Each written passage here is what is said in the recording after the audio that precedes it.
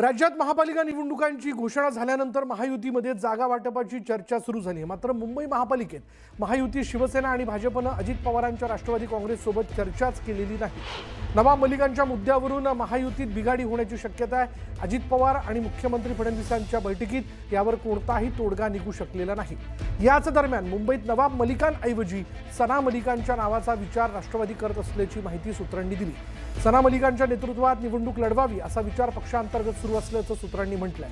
आणि त्यामुळे आता सना मलिकांचा चेहरा महायुतीतील भाजप आणि शिवसेना मान्य करणार का, याकडे सगळ्यांचं लक्ष लागलंय.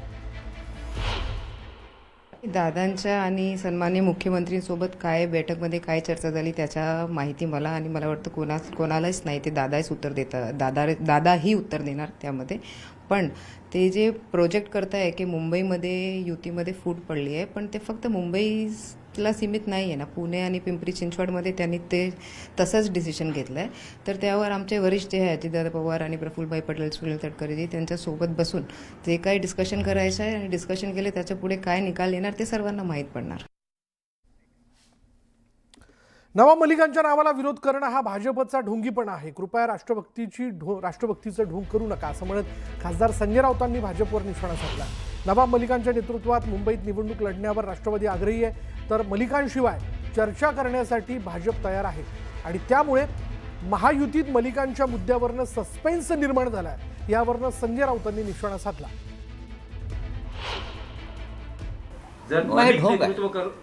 हे ढोंग आहे.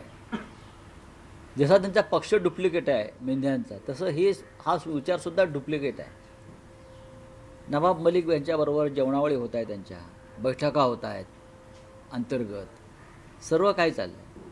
नवाब मलिक यांची एक कन्या सरकारला पाठिंबा देते आहे ना, सत्ताधारी पक्षात आहे.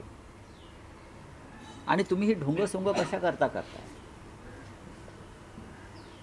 हे थांबायला पाहिजे. नवाब मलिक हा विषय त्यांचा अंतर्गत आहे, अजित पवारांचा किंवा, पण ही कृपा करून राष्ट्रभक्तीची ढोंग करू नका. यानंतरची पुढली घडामोड अशी आहे की मुंबई महापालिकेत पहिल्यांदाच महाराष्ट्र नवनिर्माण सेना आणि शिवसेना उभाटा या पक्षांची युती होत असल्यानं आजवर एकाच वॉर्डमध्ये निवडणूक लढवलेले दोन उमेदवारांना एकमेकांना मदत करावी लागणार आहे. अशात काही जागांवर दोन्ही पक्षात रस्सीखेच होऊ शकते. मराठी मतांचं विभाजन होऊ नये यासाठी दोन्ही पक्ष एकत्र आलेत. मात्र मराठी बहुल भागात या दोन्ही पक्षांची ताकद आहे. या जागांवर दोन्ही पक्षांकडून दावा केला जाऊ शकतो. मुंबईतल्या 36 विधानसभा मतदारसंघांपैकी 9 मतदारसंघात दोन्ही पक्षांची तुल्यबळ ताकद आहे. या जागा वाटपावर दोन्ही पक्षांकडून कसा तोडगा काढला जाणार हे पाहावं लागेल.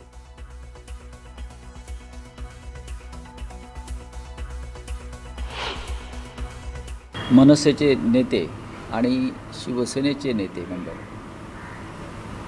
हे अंतिम हात फिरवण्यासाठी बसले आणि आज हा विषय संपायला हवा मुंबईचा, अशी आमची अपेक्षा आहे. याशिवाय ठाणे, कल्याण, डोंबिवली, पुणे, नाशिक इथे सुद्धा अंतिम टप्प्यात आलेल्या आहेत चर्चा. पण काही झालं तरी आमच्यामध्ये कोणताही विसंवाद नाही, गोंधळ नाही. जे सध्या समोर काय महायुतीमध्ये जे काय चाललं आहे तसं आमच्याकडे अजिबात नाही आहे. आमचं घर दोघांचं आहे. मुंबईत काँग्रेसला सोबळ दाखवायचं आहे. आमची आता काँग्रेससोबत चर्चा थांबली असं उभाटा खासदार संजय राऊतांनी स्पष्ट केलं. वंचितसोबत काँग्रेसची युती होत असेल तर शुभेच्छा असा टोला राऊतांनी लगावलाय. काँग्रेसला आमच्या शुभेच्छा असं राऊतांनी म्हटलंय. आता काँग्रेस नाही आहे,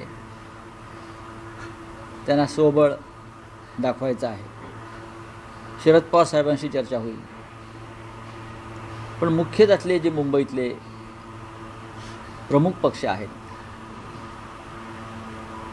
ते शिवसेना आणि महाराष्ट्र नवनिर्माण सेना यांची आघाडी, आणि ही आघाडीच सत्ताधाऱ्यांसमोर आव्हान उभं करेल. आमच्या त्यांना शुभेच्छा आहेत. प्रकाश आंबेडकरांबरोबर त्यांची आघाडी होते आहे. आमच्या त्यांना शुभेच्छा. उद्धव ठाकरे यांचं दिल्ली हायकमांडशी बोलणं सुरू आहे काँग्रेसला सोबत घेण्यासंदर्भात.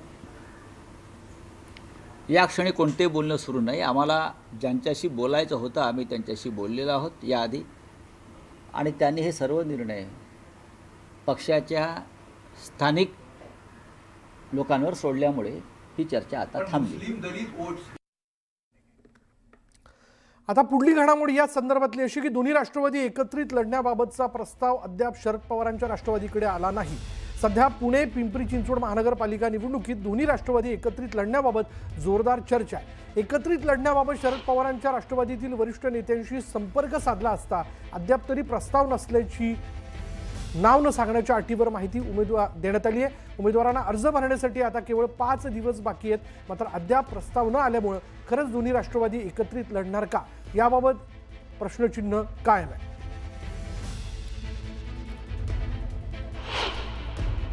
अशी कुठलीही चर्चा झालेली नाही.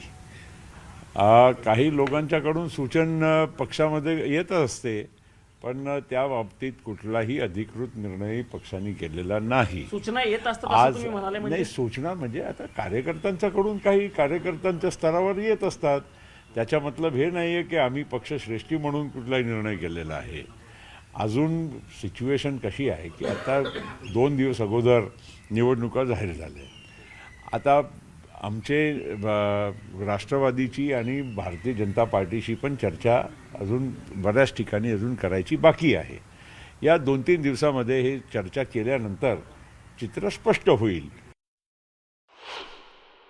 आता आमचे राष्ट्रवादीची आणि भारतीय जनता पार्टीशी पण चर्चा अजून बऱ्याच ठिकाणी अजून करायची बाकी आहे. या 2-3 दिवसामध्ये हे चर्चा केल्यानंतर चित्र स्पष्ट होईल. पण एक मी तुम्हाला सांगू इच्छितो की महायुती म्हणून जे आम्ही आहोत ते आम्ही भक्कम आहोत. त्या महायुतीमध्ये असं आहे की जसं मागच्या म्युन्सिपाल्टीच्या आणि नगरपंचायतच्या निवडणुकीमध्ये आम्ही वेगवेगळे लढलो, याचा अर्थ हे नाही